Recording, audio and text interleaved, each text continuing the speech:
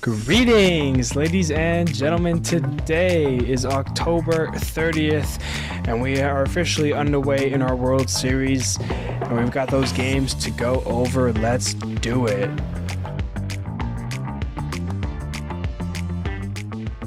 Hello, everybody. My name is Steven. This is the middle of the order. How are we doing today? It is Monday. Hope you guys had great weekends. I had a great weekend. I won fantasy in all three of my leagues, NBA, NHL, and NFL, so I feel pretty good about that. We're not talking about fantasy, nor are we talking about those three leagues. We're here to talk baseball, and more specifically, the World Series is here. It is underway, and the first two games have been played. First thing I want to talk about really quickly or dive into is perusing social media before game one after recording the episode, and I saw a tweet or a post that I just kind of wanted to talk about because I thought it was kind of funny. It said that Randy Johnson, who was the D-backs ace in 2001, he hit a bird in a spring training game. Zach Gallen this year hit a bird during a warm-up before one of his games. And he is the ace of the Diamondback staff. The exact same World Series dates in 2001 are the same here in 2023. The All-Star game this year was in Seattle, while the All-Star game in 2001 was also in Seattle. And then in 2001, George W. Bush threw out a first pitch. I believe it was game 3. And for this first game 1, George W. Bush threw out the pitch. So some weird similarities between 2001 and 2023. Why are we bringing this up and why does it matter? Well, it doesn't really matter, but 2001 was the year the D-backs won their World Series, their only time they've ever made it to the World Series. They beat the Yankees. And all those things happened in 2001, and now all those things happen in 2023. So does that mean the Diamondbacks will beat Texas? Probably not. If you're going just based off of that. Could they beat Texas? Absolutely, 100%. But are those four things going to be the reason they beat Texas? No, it is not. But enough about that. I just wanted to mention it because I thought it was funny. Let's dive on into some baseball news here, and let's start talking about Game 1 of the World Series. All right, so let's get it started. George W. Bush throws out the first pitch, and we're underway in the World Series. Game 1 on Friday. It was Zach Gallen on the bump for the Diamondbacks, taking on Nathan Eovaldi. And Texas doing what they've done all postseason, and they score first and early. Seager walks, and then Evan Carter doubles him in, 3 batters in, and it is 1-0 Texas. That was followed by an Adolis Garcia base hit. That makes it 2-0 in the first. A great start for Texas, and Nathan Eovaldi was on it early as well. He strikes out the side in the second, and he has 4 Ks in the first 2 innings, going well. But that would change in the top of the third as back-to-back base hits from Alek Thomas and Evan Longoria to lead off the inning. And then it's Geraldo Perdomo with a sac bunt that would have runners on second and third and only 1 out. As Corbin Carroll, the Diamondbacks rookie, soon to be the NL Rookie of the Year, he drives a ball to left center. Tavares takes a weird route to the ball, and it gets by him and just rolls to the wall.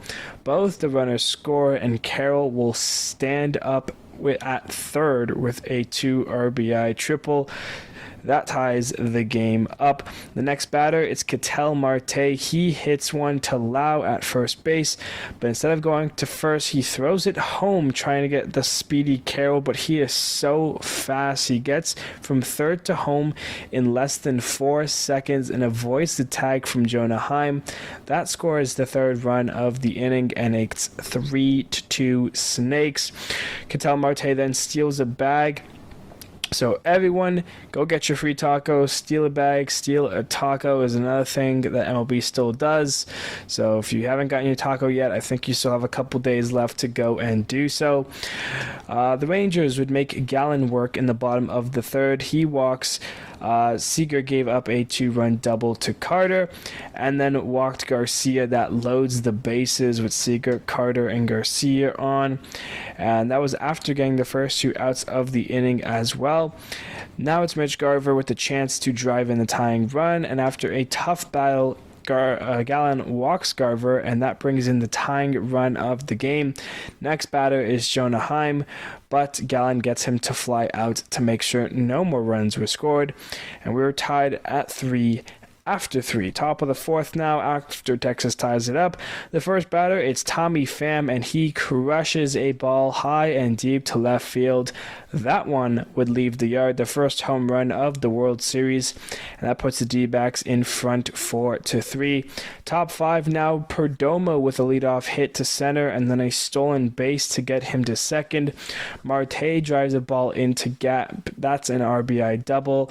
That makes it 5-3 and makes his postseason hitting streak, it is extended to 17, which ties the MLB record, and he would get a chance to break it tomorrow on Saturday. After that, we had 4 innings of no runs, which brought us to the bottom of the 9th. Things were looking Arizona's way. The last hope for Texas, and it's that trio that nobody wanted to see that come into the 9th inning there. You know, Ginkle was doing well, Thompson was doing well, but then came SeaWorld that last of that trio there. He comes in looking for the save, and he walks the 9-hitter in Leody Tavares, which is not good at all. That is a tricky thing to do when you're walking the 9-hitters, but he does bounce back. He strikes out Simeon on 3 pitches, but then he has to face Corey Seager, who swings at the first pitch he sees, a fastball high in the zone, and sends it to deep right field to tie the game. What a moment for Seager as Texas erupts. He gets to SeaWorld, gives up a run for the first time in this postseason, and ties the game up in the bottom of the 9th, 5-5.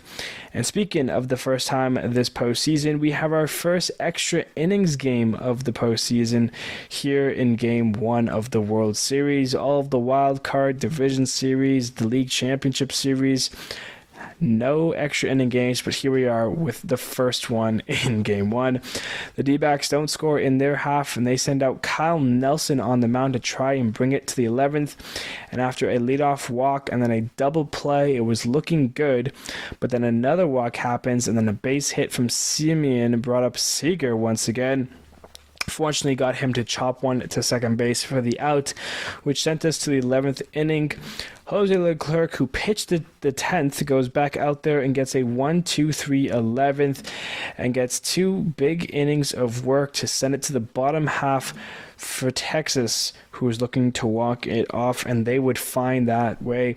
They bring in Miguel Castro to face Adolis Garcia, and let me tell you, El Bombi, what a run he is on. He drives a ball to right field and gone. A walk-off home run in his 5th straight game here in the postseason with the home run. 5 straight games. The first walk-off home run in a World Series game since Max Muncy Game 3 in 2018 with the Dodgers. Off of today's starter, who was Nathan Eovaldi, gave up that home run to Muncy. Texas steals it back from the D-backs. They win Game 1 of this series 6-5. And Zach Gallen, he was okay. 5 innings pitched, 4 hits, 3 earned runs, 4 walks, 5 Ks. Nathan Eovaldi, 4 2/3 innings pitched, 6 hits, 5 earned runs, 1 walk, and 8 Ks. And after those first 2 innings of the game, you'd be surprised that Zach Gallen outpitched Nathan Eovaldi. And I mean, for Adolis Garcia, what a game he had, but what a series and what a postseason this guy's having. He's doing some incredible things this year with Texas. A 339 average, 8 home runs, and five straight games with a home run. He has 22 RBIs and OPS of 1.154.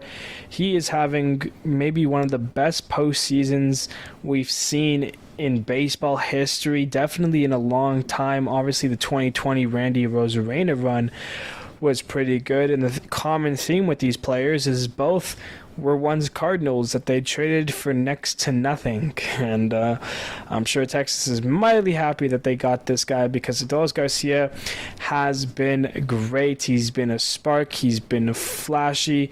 He's been everything that you want if you are a Texas baseball fan. And he helped win game one. You know, Texas scored first and early, something we like to do. Arizona, though, it's a crafty team. They play small ball. They don't give up. They were able to come back in this game. And I mean, I mentioned in the preview episode, Kevin Ginkel, Ryan Thompson, Paul Sewald, these guys have been dominant. And, Ginkel and Sewald hadn't given up a run the whole postseason. Game one, Corey Seager gets to Sewald, hits the 2-run home run in the 9th inning. A big win for Texas, really, to kind of set the tone for this series. Arizona ruined the D-backs, kind of the way they play baseball. Texas comes right back, kind of ruins the way the D-backs been playing baseball. So already the narratives for this series of, if Texas scores first, watch out. Oh, if Arizona gets a lead late, watch out. Both those things did not matter in this game. So we're already off to a fun and entertaining start to this World Series. But yeah, going forward now, we got game 2 of the World Series. And we had Merrill Kelly on the bump, taking on Jordan Montgomery. Both have been pretty good so far in this postseason. Who has the edge? Definitely Texas, after coming off that walk-off win from Game 1. But both of these pitchers were dealing in this one through the first 3 innings, to be exact. But it all changed in the 4th inning as a fastball down the middle by Montgomery was turned on by the young catcher Gabriel Moreno, who hit one out for the first run of this game. Moreno becomes one of 5 catchers to hit a postseason home run, age 22 or younger. So a good moment for him as he continues to hit some bombs and have good moments for the Snakes. And after a 2-out double by Tommy Pham, Lourdes Gurriel hits one to left field. That gets down. Tommy Pham comes in to score. That makes it 2-0 Snakes. The Rangers, though, get one back thanks to Mitch Garver, who led off the 5th inning with a solo shot to make it 2-1. The next batter, though, Christian Walker, makes a beautiful bare-handed grab as the ball hits off first base bag for one of the nicest plays you'll see from an elite defensive first baseman. Walker hasn't had the prettiest of postseasons, but defensively, he's still the best of the best. But Merrill Kelly, he stayed in charge in this one, and in the 6th, he struck out the top of the order in order as Simeon, Seager, and Carter all go down via the K in that inning. Top 7, now Alec Thomas leads it off with a double to the wall, and then Longoria hits one hard past Young at third base, and that gets down the line. Thomas will score easily for some insurance, and that would also put an end to Montgomery's night. Then after a sac bunt, Corbin Carroll shoots one the other way to left field. That scores Longoria to make it a 4-1 Diamondbacks lead. Merrill Kelly would go on to strike out Garcia and Pham in the 7th. He strikes out 5 of the last 6 batters he would face, as that would end his night after 7 beautiful innings of work.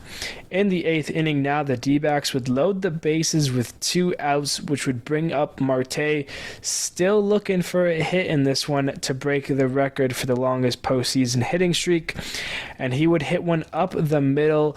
2 runners come in to score to make it 6-1, and with that, his postseason hitting streak would go to 18, and that is a new MLB record. Marte stands alone at the top, and it didn't end there in terms of scoring. The next batter, Carroll, he hits one to right field. That scores another run. That makes it 7-1 Diamondbacks. Now in the top of the 9th with 2 outs, but runners on second and third, and it's Emmanuel Rivera. He hits one to left field. That scores 2 more runs. The Snakes had a 9-1 lead with the Rangers down to the last inning, and I'm telling you right now, they ain't coming back in this one. The Snakes put them to rest. They take a statement win. They blow out Texas in Texas. They even up this series at 1 with the win, 9-1, and head back home in Arizona for Game 3 today on Monday. Boogity, boogity, boogity, what a game. Morel Kelly was electric. Electric stuff. 7 innings pitched, 3 hits, 1 earned run, no walks, 9 Ks.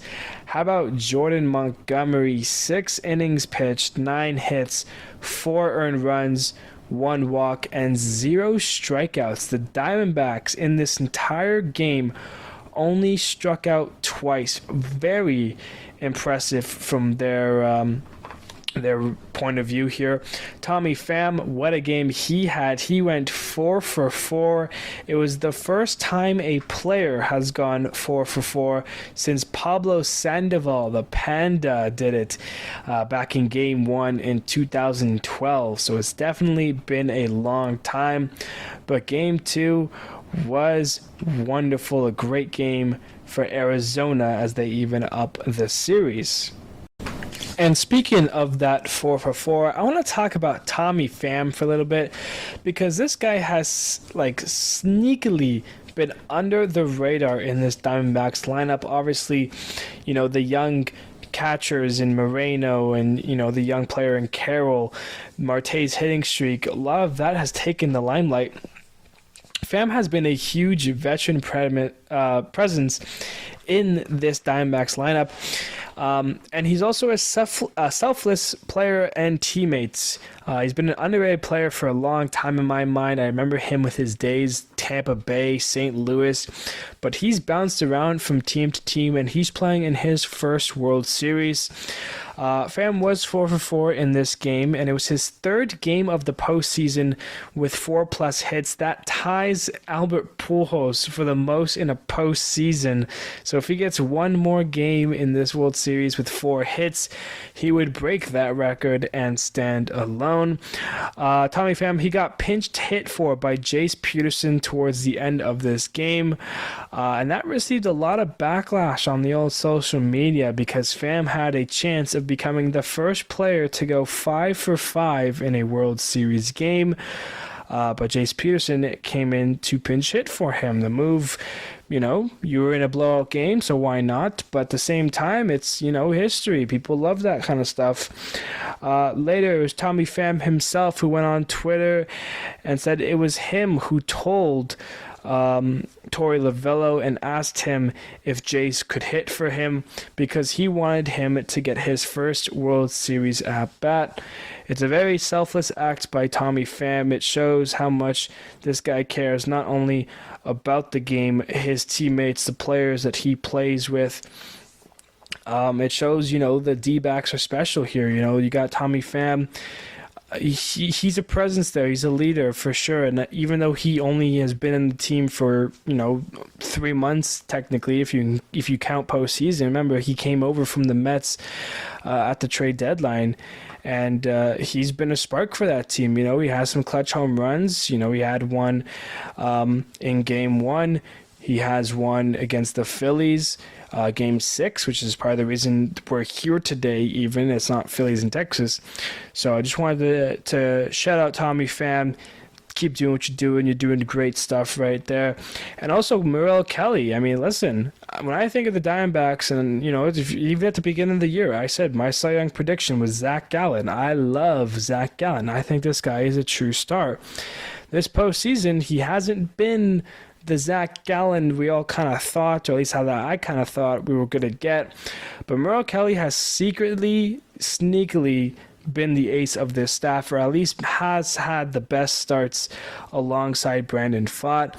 And yesterday, Saturday, I guess, was no exception. He was absolutely near perfection, besides the one home run to Mitch Garver. And I mean, I would go check out this guy's baseball savant for that game, because if you look at his pitches, it was exactly what he wanted to throw. He had complete control over the strike zone.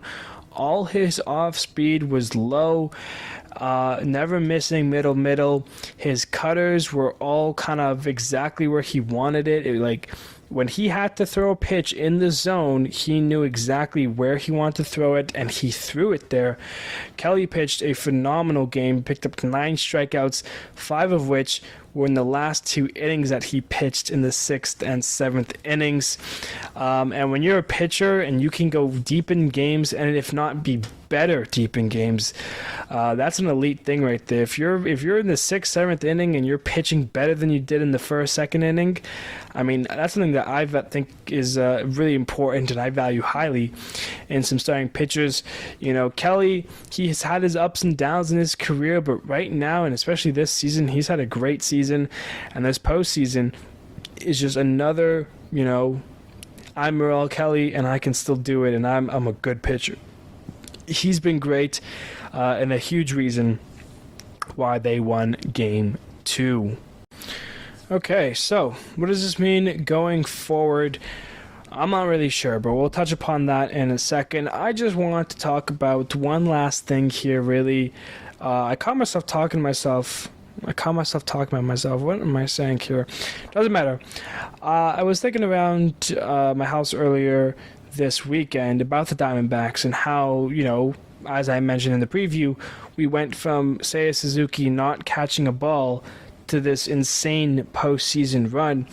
And it got me thinking about the Diamondback season as a whole, not only that last 2 weeks, 3 weeks while they were fighting to hold on to that last spot, but where they came from at this deadline, going to get guys like Tommy Pham, Paul Sewald. On August 11th, the Diamondbacks were 57-59, 2 games below 500, and had a 13.4% chance to make the playoffs, a 0.8% chance to win the National League.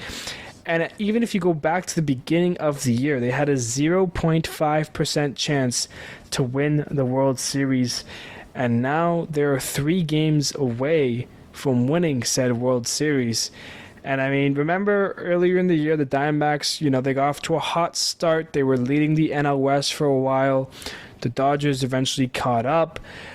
There was a time where Gabriel Moreno got hurt. That's when the D-backs went on their huge slump and ended up in August at 57-59. The bullpen was one of the worst bullpens in baseball, and they only came together, mid-September, coming around while fighting for that last wild card. And like I said, from the wild card series to the NLDS to the NLCS, it didn't matter. That back 3 of Ryan Thompson, Kevin Ginkel, and Paul Sewald were great this postseason. They had a 0.98 ERA in 27 2/3 innings pitched with 32 strikeouts. They have been phenomenal. And obviously, Game 1 was not what you expected for Sewald to give up that 2-run home run at the end. Thompson pitched pretty well in that game, and Ginkel, he put himself into some trouble, but he did get out of it. Still hasn't given up a run this postseason. Let me tell you, those 3 are still kind of a scary 3, and if Sewald was able to close out that first game, we're talking about Arizona coming home for 3 games up to nothing, which, I mean, shows how important that Game 1 is, that Corey Seager 2-run home run, that Adolis Garcia home run to walk it off. But I'm just saying, when you think about it on paper, no matter what is the end result of this World Series, it's going to be a great story, whether it's the Rangers winning their first World Series title or the Diamondbacks, with all of these, outsiders looking in. I mean, like, people were thinking the Giants were going to be better than them this season, let alone teams like the Padres, the Dodgers. We had a season where a lot of opportunity was opened up for some of these poor teams that had lower expectations, like the Marlins, who was a postseason team, the Reds, who nobody thought was going to be good, partially due to the fact that some of those really good teams, like the Mets, like the Padres, like the Cardinals, were not as good as people thought. I mean, just think about it. If the Mets were just a little bit better this year, maybe Justin Verlander and Max Scherzer aren't traded. Does that mean Texas would be in the position they are right now? I don't know, but it's fun to think about every now and then. All I know is that the Diamondbacks have been a fun team, and right now, winning Game 2 with a score of 9-1 was huge for them, as now they have evened up the series and are both only 3 games away from a World Series title. All right, and speaking of 3 games, let's take a look at the next upcoming 3 games here in Arizona. Game 3 later on today. Max Scherzer for the Rangers taking on Brandon Pfaadt, who has been excellent for the Diamondbacks, especially in that NLCS against the Phillies. Will he continue to pitch well against this this Rangers club? Max Scherzer, he's had a couple starts now back from the injury. Let's see how deep he's able to go now. He wants to give it his all in this game. Then after that, Tuesday, it's Game 4. This is some TBD versus TBD. And of course, this is that weird middle game of the series where no one really knows what's going to be the plan for the Diamondbacks. Do they go with the opener of Joe Mantiply like they did against the Phillies? Or maybe one of the Nelsons, either Kyle or Ryan Nelson? It'll definitely be more of a bullpen game for the Diamondbacks. It'll be interesting how Torey Lovullo uses his bullpen. For the Rangers, on the other hand, who do we see? Do we see Dane Dunning for a couple of innings? Do we see Martin Perez? Maybe an Andrew Heaney? So, Bochy's got some options as well. That's definitely going to be the interesting game here. And it's going to be an important game for whichever team loses Game 3, because if you lose both Game 3 and Game 4, that means you have to win 3 straight games to win the World Series. So, hey, if one of these teams wins Game 3 and Game 4, panic button for that other team. But then we have Game 5, which would be on Wednesday. And although it says TBD versus TBD, if you check MLB, it will most likely be the rematch of Game 1, which would be Zach Gallen versus Nathan Eovaldi. Thursday is a travel day, if necessary, and we would head back to Texas if these teams happen to not, one of them sweeps the series, right? It's as long as both teams win one of those 3 games, we would have a Game 6 at least, which would bring us back to Texas on Friday. Remember, all these games are at 8 o'clock Eastern Standard Time. So that's going to do it for us today in this episode. Thank you, everybody, so much for listening. Games 3, 4, and 5, Monday, Tuesday, Wednesday, which means we will be back on Friday talking about those 3 games, maybe a possible World Series title for one of them. And we'll be looking at, if not, we'll be looking at the Friday and Saturday games, Game 6 and 7, who would have the edge. Hopefully the Diamondbacks. That's the team I am cheering for and rooting for. But that is going to do it for us. Thank you, everybody, so much for listening to today's episode. And I will see you guys on Friday.